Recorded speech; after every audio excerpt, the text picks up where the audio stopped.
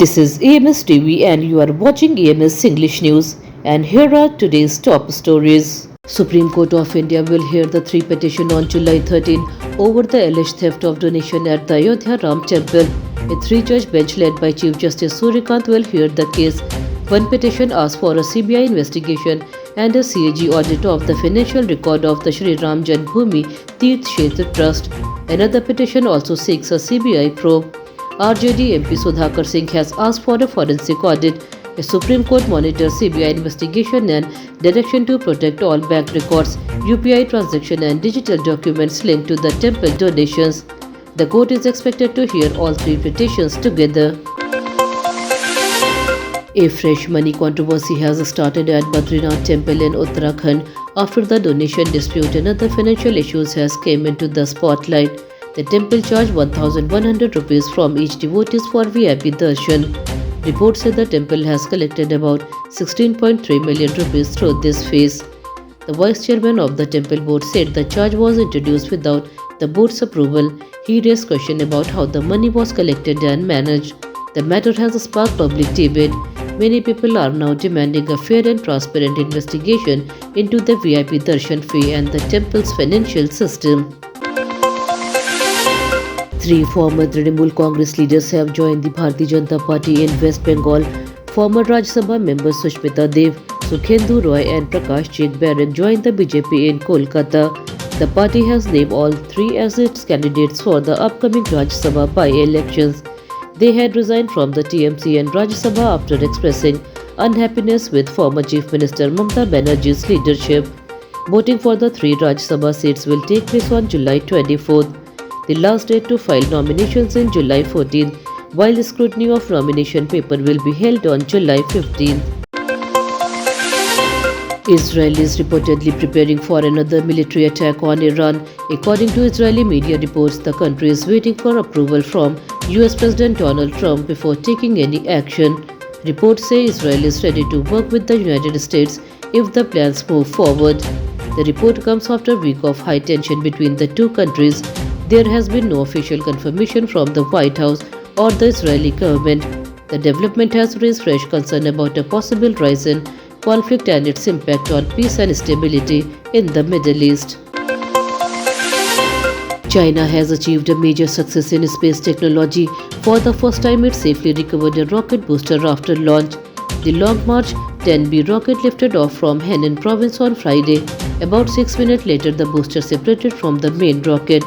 It made a controlled landing on a sea platform. A special net caught the booster safely. Chinese state media call it is the country's first successful test of this kind. Experts say reusable rocket boosters can reduce the cost of a space mission and make launches faster. This success could help China expand its future space program. India and Australia have signed a major uranium supply agreement during the Prime Minister Narendra Modi visit to Melbourne. PM Modi and Australian Prime Minister Anthony Albanese also announced new partnership in defence, trade, clean energy, space and critical minerals. Both countries will develop a critical minerals corridor. Australia will also help India's Gaganyaan mission by setting up a space tracking terminal on the Cocos Island. Prime Minister Modi praised Australia's law that limits social media access for children under 16, saying India can learn from its efforts to create a safer online environment. Later, he addressed around 30,000 members of the Indian community in Melbourne. Indian stock markets opened higher on Friday. The Sensex surged 700 points or nearly 1% to trade around 77,500. The Nifty also gained about 200 points, reaching 24,150. A strong buying was seen in IT and metal stocks, making them the top performer of the day. The rally lifted overall market sentiment and supported gains across several sectors. Investors are now watching global market trends and upcoming economic updates for further direction in today's trading session. England defeated India by 9 wickets in the 4 T20 International at Bristol to take an unbeatable 3-0 lead in the 5-match series. It is the first time England have won a T20 series of 2 or more matches against India. This is also India's first series defeat against England in any format since 2018. Indian captain Shreyas Iyer equalled Virat Kohli's record by winning his 6th straight toss. Iyer scored an unbeaten 80 runs, but his efforts could not save the team. 15-year-old Vaibhav Sooryavanshi struggled again, scoring only 15 runs before getting out.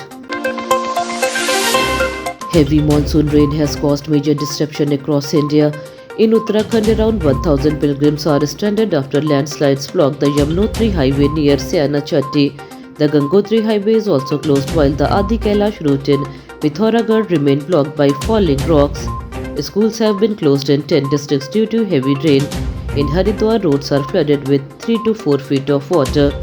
Uttar Pradesh has reported 10 rain-related deaths. In Rajasthan, 6 trains have been cancelled because of bad weather. The weather department says the monsoon may slow down after the next 2 days. That's all for today's bulletin. We'll be back with more updates next time. Until then, this is Tamanna Rizvi signing off. Have a good day.